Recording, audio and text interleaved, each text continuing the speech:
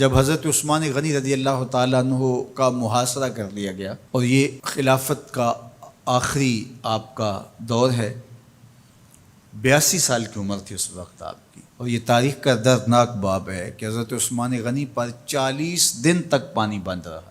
وہ ایک منصوبہ تھا، 3 لوگ 3 مختلف شہروں سے چلے، مصر سے، کوفے سے اور بصرے سے، 1,000 آدمی لے کر کے، اور مدینہ المنورہ میں پہنچ کر کے حضرت علی المرتضیٰ سے ملے، ام المومنین سیدہ عائشہ سے ملے، کبار اصحاب سے ملے۔ تو جو انہوں نے کہا تو انہوں نے ان کو کہا کہ نہیں، ایسی کوئی بات نہیں، فہمائش کر کے واپس بھیج دیا۔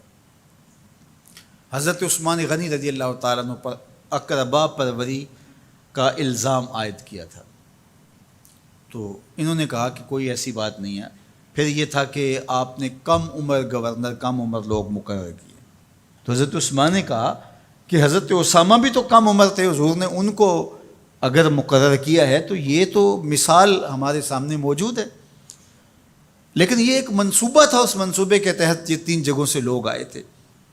وہ 3 دن کی مسافت کے بعد پھر تینوں واپس آ گئے، تو یہ ایک سوالیہ نشان ہے کہ تینوں کیوں واپس آ گئے، کوئی ایک تو نہ آتا نا، تو یہ سب طے شدہ منصوبہ تھا۔ اور پھر انہوں نے مدینہ المنورہ کو گھیر لیا، اور جس طرح سے بلوائیوں نے حالات پیدا کر دیے، سیدنا علی المرتضیٰ رضی اللہ تعالیٰ عنہ تو شہر مدینہ سے باہر تشریف لے گئے تھے، اور اپنے بیٹوں امام حسن اور امام حسین رضی اللہ تعالیٰ عنہ کو حضرت عثمان غنی کے دروازے پر مقرر کیا تھا کہ ان کو ضرر نہ پہنچنے دینا۔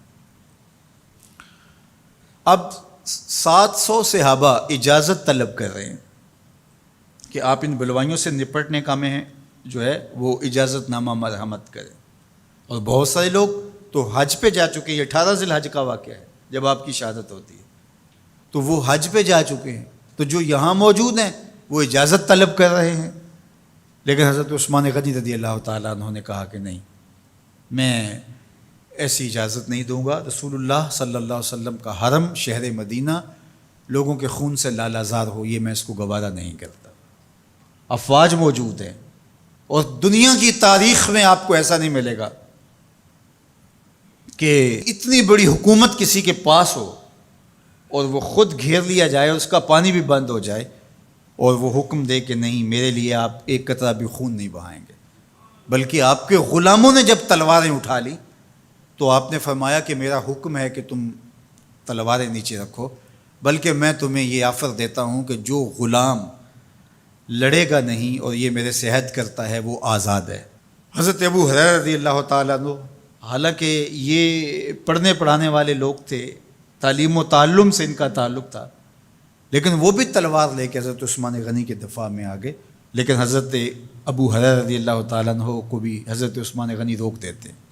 مالک بن اشتر کہنے لگا کہ ہم آپ کی دستبرداری کے خواہاں ہیں، آپ خلافت سے دستبرداری اختیار کر لیجئے۔ تو حضور علیہ الصلوۃ والسلام کے اس جانثار صحابی نے، حضرت عثمان غنی نے فرمایا یہ نہیں ہو سکتا۔ دستبردار کیوں نہیں ہوئے؟ لگتا تھا یہ سب سے زیادہ آسان تھا، لیکن حضور نے ارشاد فرمایا تھا، اے عثمان، تمہیں اللہ ایک قمیض پہنائے گا، لوگ اس کو اتارنا چاہیں گے، تم کبھی نہ اتارنا۔ تو اس سے مراد خلافت کی قمیض ہے، اور ان کی شہادت کی خبر بھی اللہ کے محبوب علیہ السلام نے دی تھی، اور اگر آپ دستبردار ہو جاتے تو یہ ایک کھلونا بن جاتا، بازیچہ بن جاتی خلافت۔ چند آدمیوں کے پریشر سے خلافت سے دستبرداری کرنا پڑتی۔ اچھا، ایک یہ سوال بھی پیدا ہوتا ہے، چند باغی تھے، ان کو کس طرح کچل دیا جاتا؟ لیکن حضرت عثمان غنی یہ نہیں چاہتے تھے۔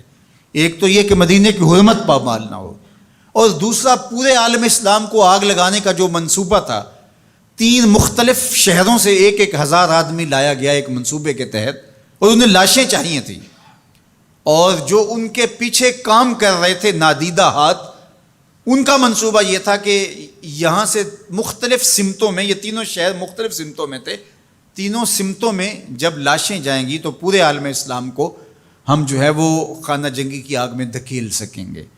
تو حضرت عثمان غنی ان سازشوں سے آگاہ تھے، تو سب سے اہون اور آسان یہ تھا کہ قربانی پیش کر دی جائے، اور پھر انہوں نے سن بھی رکھا تھا کہ 2 شہید ہیں، شہید تو انہوں نے بہرحال ہونا ہے، تو لہٰذا میں خلافت سے دستبردار بھی نہیں ہوں گا، اور شہر مدینہ کی حرمت بھی پامال نہیں ہونے دوں گا۔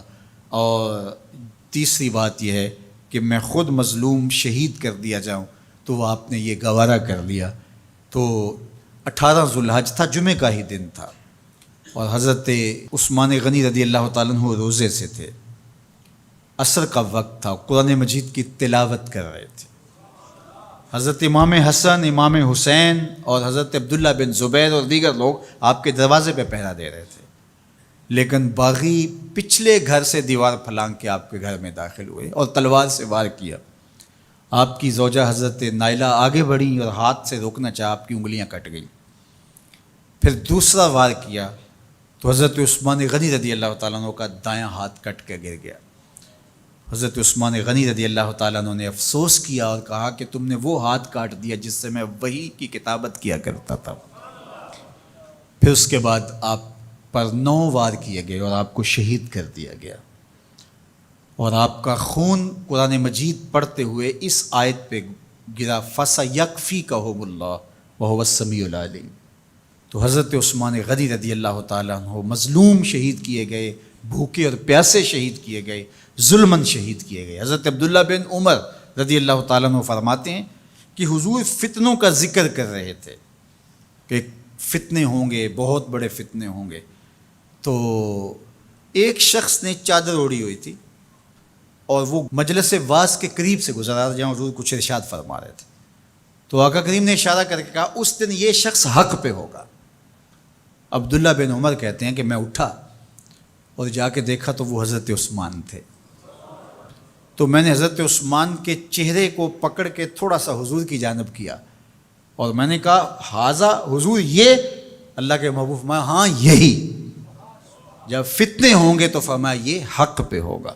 تو حضرت عثمان غنی رضی اللہ تعالیٰ عنہ حق کی راہوں کے مسافر، جنہیں حضور کی زبان سے شہید کہا گیا، اور شہید کسی کا انجام ہوتا ہے، تو حضور نے فرمایا یہ شہید ہوگا۔ شہید وہی ہوتا ہے جو بحالت ایمان اس دنیا سے راہ خدا میں اپنی جان قربان کرے۔ فرمایا فَإِنَّمَا عَلَيْكَ نَبِيٌّ وَصِدِّيقٌ وَشَهِيدَانِ، اے پہاڑ رک جا، تو جانتا نہیں تیرے اوپر اللہ کا ایک نبی ہے، ایک صدیق ہے اور 2 شہید ہیں۔ تو حضرت عثمان غنی رضی اللہ تعالیٰ عنہ عظمتوں کے مینار، اللہ اکبر۔ تو یہ حضرت عثمان غنی رضی اللہ تعالیٰ عنہ کا یہ کارنامہ تھا کہ آپ نے اپنی جان پیش کر کے امت کو جو ہے وہ فتنوں سے محفوظ کر لیا اور امت کو بچا لیا۔ حضرت عثمان غنی رضی اللہ تعالیٰ عنہ پہ کروڑوں رحمتیں، کروڑوں سلام۔ ہم آپ کی عظمت کو سلام پیش کرتے ہیں، عقیدتوں کا خراج پیش کرتے ہیں۔ حضور کی خدمت میں ایک جنازہ لایا گیا اور حضور سے عرض کی گئی حضور اس شخص کا جنازہ پڑھا دیجئے، تو حضور نے انکار کر دیا، کہا میں جنازہ نہیں پڑھاؤں گا۔ تو صحابہ نے عرض کیا یا رسول اللہ، کبھی ماضی میں ایسا نہیں ہوا، جب بھی کوئی جنازہ لایا جاتا ہے تو آپ جنازہ پڑھا دیتے ہیں اور آپ نے آج انکار کر دیا ہے؟ تو فرمایا یہ شخص میرے عثمان سے بغض رکھتا تھا اور اس کو اللہ نے بھی اپنی رحمتوں سے محروم کر دیا ہے۔ حضور نے اس شخص کا جنازہ نہیں پڑھایا جو مبغض عثمان غنی رضی اللہ تعالی عنہ۔ تو اب آپ اندازہ کیجئے وہ کتنا بدبخت شخص ہے جو حضرت عثمان سے بغض اور دشمنی رکھتا ہے۔ حضرت عثمان غنی رضی اللہ تعالی عنہ سے اللہ کے محبوب علیہ السلام نے کتنی خوبصورت ارشاد فرمائی، میں اس سے حیا کیوں نہ کروں جس سے اللہ کے فرشتے بھی حیا کرتے ہیں۔ یعنی عثمان غنی وہ ہیں جس سے اللہ کے فرشتے بھی حیا کرتے ہیں، اور جو عثمان غنی کا حیا نہیں کرتا اس سے بڑا بے حیا کون ہو سکتا ہے۔ حاکم نے مستدرک کے اندر روایت ذکر کی ہے کہ بہت سارے صحابہ حضور کی بہت ساری خوبیوں کے مظہر تھے، اور سب سے زیادہ حضور کے خلق کے مشابہ حضرت عثمان غنی رضی اللہ تعالیٰ، اور خلق میں سب سے اونچا درجہ حیا کا ہوتا ہے۔ تو حضرت عثمان غنی رضی اللہ تعالیٰ عنہ حیا کے اس مقام پہ فائز المرام تھے جو انہی کا مقصوم تھا۔ اللہ ہمیں حضور کے اہل بیت، حضور کے اصحاب، بلکہ حضور کے در کی مٹی کی تعظیم بھی نصیب کرے۔ اقبال نے کہا تھا خاک طیبہ از دو عالم خوش ترست، آن خنک شہرے کے آنجا دل برست۔ ہمیں تو طیبہ کی مٹی بھی اچھی لگتی ہے اس لیے کہ وہاں محبوب جو رہتے ہیں۔ تو محبت تو اس چیز کی متقاضی ہوتی ہے، محبوب کی راہوں کو بھی سلامی پیش کی جائے۔ تو جو حضور علیہ السلام کے ساتھ منسوب اتنی وقی نسبتیں ہیں ان کا احترام کیوں نہیں کریں گے؟ تو حضرت عثمان غنی تو داماد رسول ہیں، حضرت عثمان غنی تو ذو النورین ہیں، حضرت عثمان غنی تو حضور علیہ الصلوۃ والسلام کے محبوب اور حضور علیہ الصلوۃ والسلام کے پیارے ہیں، ان کو جنت کی بشارت دی گئی ہے، عشرہ مبشرہ میں سے ہیں، 4 جلیل القدر خلفاء میں ان کا نام شامل ہے، اور پھر حضور کی 2 صاحبزادیاں ان کے نکاح میں آقا کریم نے ان کو شہید خود قرار دیا، اور میرے اور آپ کے آقا و مولا نے کہا آج کے بعد کوئی عمل عثمان کو نقصان نہیں دے گا، اور کہا عثمان سے میں حیا کیوں نہ کروں، اس سے اللہ کے فرشتے بھی حیا کر